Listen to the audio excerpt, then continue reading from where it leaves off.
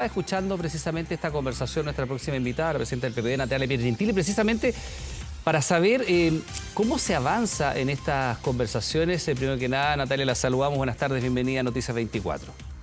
Hola, Iván, buenas tardes.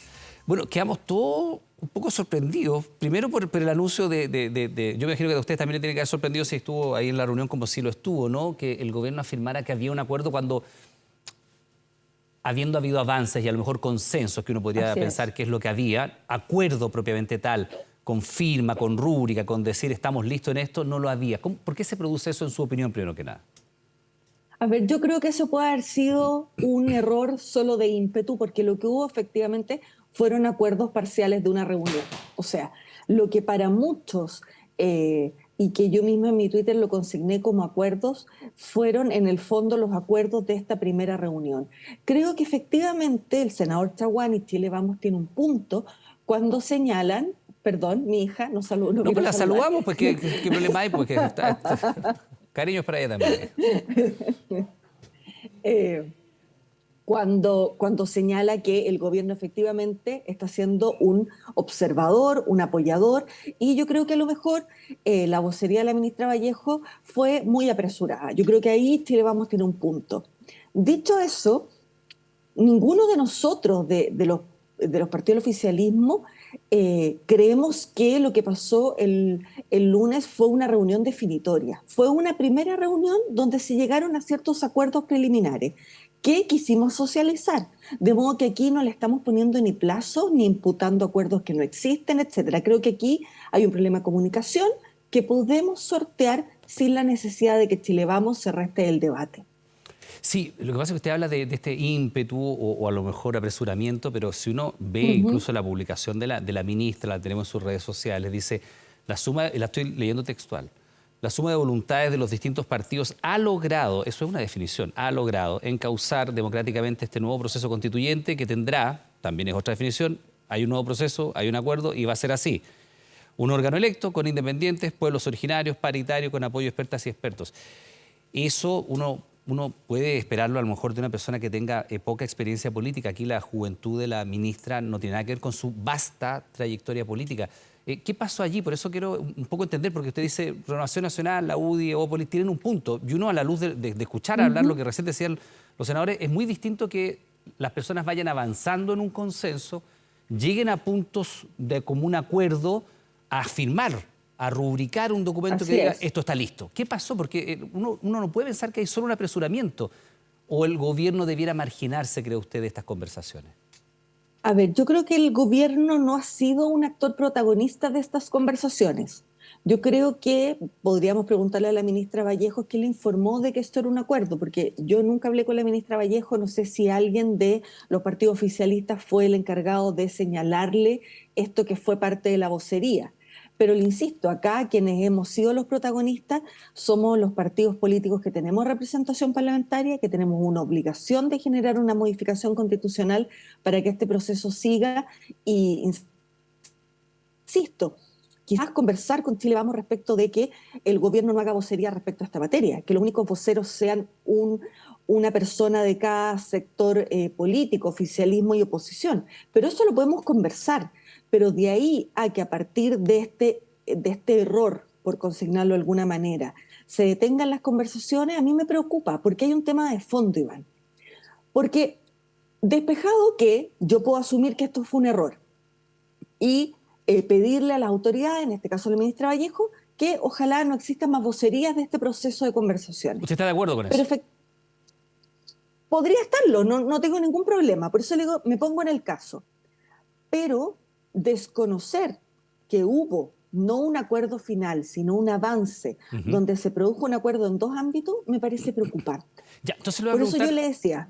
Nadal, déjeme preguntar lo mismo que le preguntaba al Senado, porque efectivamente pareciera que había ciertos consensos muy pétreos, muy sólidos antes del plebiscito, los cuales, no digo que se hayan relativizado, pero por lo menos hay algunas voces distintas dentro de Chile Vamos. Y yo le preguntaba al senador coloquialmente si no estaban estirando el chicle o incluso más coloquialmente si no existía el riesgo de perro muerto, por decirlo de alguna manera, que en el fondo es un concepto que incluso salió desde el Congreso, ¿no? Que la derecha quería hacer perro muerto con los acuerdos, porque efectivamente dentro de la UDI, dentro de la Renovación Nacional, hay voces que han marcado un punto, es decir, ¿por qué vamos a repetir la convención en la manera en que se hizo si ya el resultado está a la vista?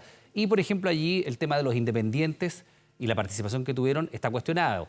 El tema de los pueblos originarios en la medida y en la cantidad que tuvieron los escaños reservados también ha estado bastante en entredicho. Si es necesario o no, y le pido definiciones sobre estos dos puntos que le estoy poniendo, y el tercero, si es necesario o no tener un plebiscito de entrada o se da por hecho de que el proceso constituyente ya va y hay una suerte de loop constitucional. No sé si me puede responder esas tres definiciones. Le puedo responder las tres definiciones sin ningún problema. Y por eso me preocupa tanto lo que ha pasado con Chile Vamos, porque finalmente cuando uno representa a un sector en la negociación, esto que yo le voy a plantear no es lo que se me ocurrió a mí, es lo que acordamos las instancias partidarias con diputados, senadores, comisión política, etcétera. De modo que yo represento una voz. Y yo entiendo que cuando está el senador Macaya y el senador Chaguán sentados allí exponiendo respecto a sus partidos, también tienen que haber hecho una conversación para plantear una voz. En el caso de lo que usted me pregunta, para el Partido por la Democracia, no necesariamente deberíamos tener un plebiscito de entrada, toda vez que en esto compartimos lo que señala el presidente respecto de que existe un mandato, de que exista un órgano democrático que redacte la nueva constitución, pero sí tenemos matices respecto al tema de los pueblos originarios y de los independientes. En el caso de los pueblos originarios, creemos que tienen que tener una representación proporcional con el número de votos que tenga el padrón indígena ad hoc en una votación. O sea, que sea proporcional al número de personas que se identifican con los pueblos indígenas y votan por ellos. Y en el caso de los independientes, creemos que tienen que estar dentro de listas de partido. O sea, Y no no, listas de independientes. no. Y se lo voy a decir bien honestamente porque en esto es mejor ir de frente y dar los argumentos. Primero, porque los partidos tienen una serie de reglamentaciones donde puede que estemos bajo el nivel de aprobación, pero todas las personas saben cómo nos financiamos, cuáles son nuestras reglas, cuáles son nuestra declaración de principios, cuáles son nuestros órganos, quiénes son nuestros representantes. Y en el caso de llevar independiente en la lista de partidos, que los partidos se abran a llevar independiente, la idea es que las personas puedan dilucidar que a pesar de que alguien es independiente, tiene una cierta mirada ideológica. No es lo mismo un independiente que va en una lista del Partido por la Democracia a un independiente que va en la lista de la UDI, porque claramente tiene una simpatía por ciertos principios, valores y mirada ideológica que hace que las personas también lo puedan identificar. Porque uno de los problemas también que tuvo el proceso que recién terminó es que muchas personas sintieron que los independientes eran neutros ideológicamente, cosa que no es así, y segundo, que iban a llevar adelante el sentido común de las demandas ciudadanas, cosa que tampoco fue tan claro. De modo que por eso planteamos estas dos cosas que le digo en el tema pueblo originario y en el tema independiente. Natalia, a ver, yo no sé si usted tiene claro cómo destrabar esto, porque efectivamente la reunión del jueves aparentemente ya no tiene mucho sentido. Salió ahora el presidente del Senado, salió el presidente de la Cámara, ambos poniendo paño frío, muy al margen de sus opiniones personales, y también uno valora ahí el rol de las instituciones, ¿no? En Así sus es. roles respectivos de presidente del Senado y presidente de la Cámara, diciendo, ¿sabe qué? Aquí hay que poner paño frío, acá hay un bien superior que es naturalmente el proceso constituyente y darle certeza a la ciudadanía. Y ahí quiero que usted me dé una mirada, porque usted también es parte del conglomerado, uno de los dos conglomerados oficialistas. Bueno, la ministra Toá también debuta diciendo que ella quería bailar cueca con este acuerdo ya sellado. La ministra Vallejo sale diciendo que hay un acuerdo. Pese a que el presidente Boric, el mismo día del triunfo, del rechazo, decía que acá el protagonismo iba a estar en el Congreso, da la impresión de que el gobierno no tiene muy claro si abstenerse de este proceso o participar del mismo, si presionar para apurar los acuerdos o dejar que esto se encauce por la vía del Congreso. ¿Cómo mira usted el desempeño del Ejecutivo post-plebiscito? En el caso de la ministra Toá, y no porque sea militante de mi partido, ella habla de su deseo frente a una pregunta que se le hace. Ella no parte la entrevista declarando, mire, es mi posición que ojalá para el 18 de septiembre esto esté resuelto. Ella Pero es responde ministra de una Interior. pregunta, sí, sin duda, pero desde un deseo, no desde una imposición.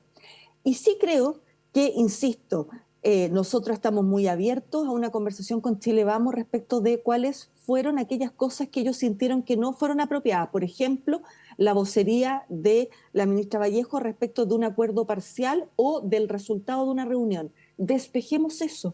Comprometámonos a que el gobierno no va a hacer más vocería respecto a este tema, pero no claudiquemos al diálogo. Por eso yo insisto y le hago un llamado a los presidentes de Chile Vamos que se los voy a hacer en privado, algunos de ellos ya se los he hecho, y aprovecho este espacio para decir, ¿cuál es el problema? Asumámoslo, pero no dejemos de conversar.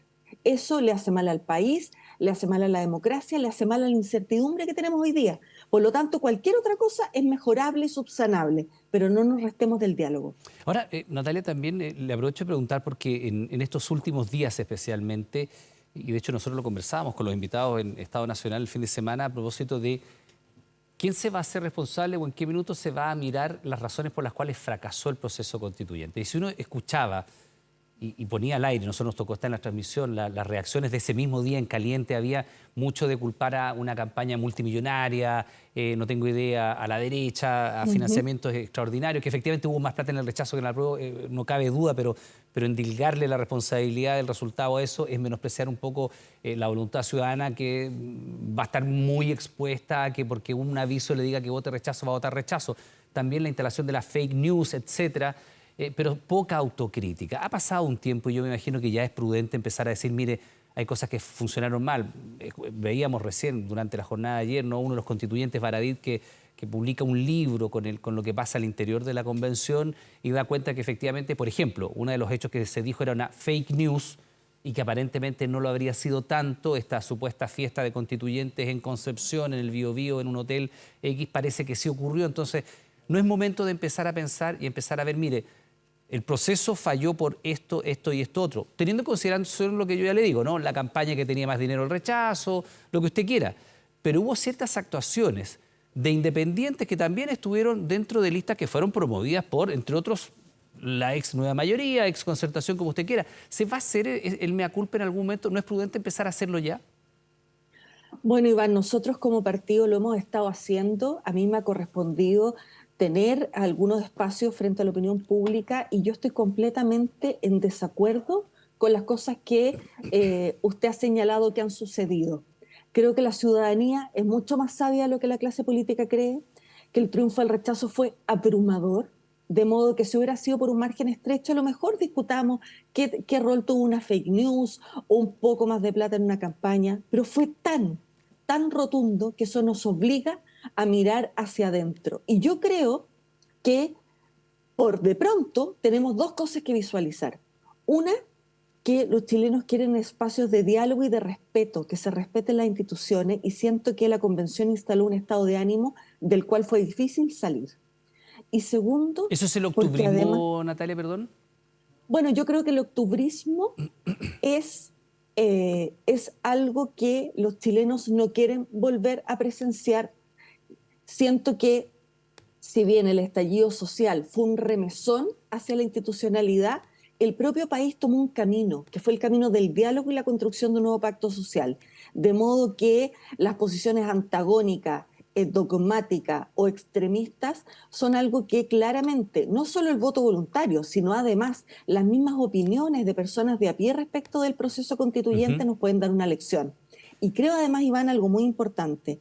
Creo que este remesón nos hace volver al centro de las cosas por las cuales la ciudadanía le demandó a la política: derechos sociales, rol del Estado, poderes del Estado independientes, robustos, que se hagan cargo de lo que significa la convivencia social en términos de política social, en términos de seguridad, etcétera. Ahí está el corazón de lo que se nos pidió y lamentablemente discutimos más acerca de aspectos que no eran parte del corazón de lo que la ciudadanía nos planteó, y siento que esta oportunidad que tenemos es quizás la última, y por eso es que me aflige tanto el que paralicemos el debate. Bueno, nosotros quedamos atentos, por supuesto, a la reunión del jueves. Evidentemente hay que reagendarla, vamos a ver cuándo será la nueva. De hecho, tanto el presidente del Senado como el presidente de la Cámara decían que durante la jornada de mañana se va a socializar de manera más privada con los presidentes de partido el cómo reagendar esta reunión, porque, insistimos en el punto, hay una expectación de parte de la ciudadanía respecto de un nuevo mecanismo para tener una constitución para el país. Natalia Pergentili, presidenta del PPD, le damos las gracias por esta conversación. Que tenga buenas tardes.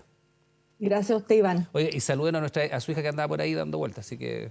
Sí, a Amanda. Ya, dele saludos a Amanda. Hacemos una pausa nosotros, Muchas estamos de gracias. regreso inmediato, espérenos.